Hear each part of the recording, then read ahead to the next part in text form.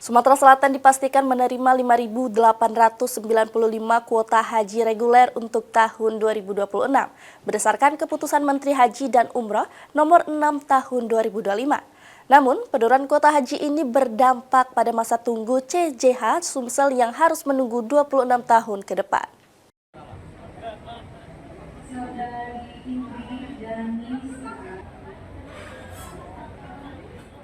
Kuota haji Sumatera Selatan tahun 2026 kini telah disahkan melalui keputusan Menteri Haji dan Umroh nomor 6 tahun 2025.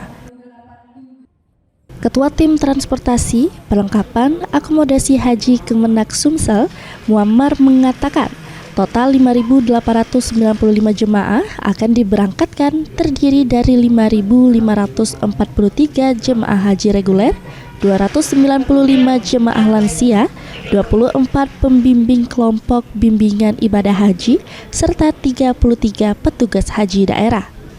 Penurunan kuota haji 2026 di Sumsel karena adanya penyesuaian sistem penentuan kuota berdasarkan Undang-Undang Nomor 14 Tahun 2025. Terdapat 3 skema penetapan kuota berdasarkan jumlah penduduk muslim, berdasarkan daftar tunggu, serta gabungan keduanya. Kebijakan tersebut membuat masa tunggu CJH menjadi 26 tahun di mana sebelumnya kuota haji menyentuh 7.012 jemaah yang masa tunggunya selama 24 tahun. Bukan Sumsel saja yang berdampak, jadi sistemnya di Undang-Undang yang terbaru nomor 14 2025 di situ ada 3 skema yang dibuat di dalam undang-undang. Skema pertama berdasarkan jumlah penduduk muslim. Skema yang kedua berdasarkan waiting list. Skema yang ketiga berdasarkan gabungan dari waiting list dan penduduk muslim.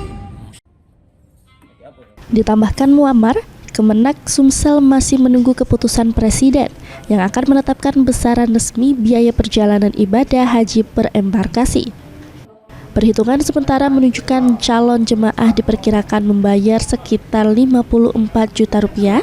Dari jumlah tersebut, sebagian jemaah yang telah menyetor uang muka 25 juta rupiah masih harus melunasi sekitar 29 juta rupiah. Hafidz Zaidul, PAL TV.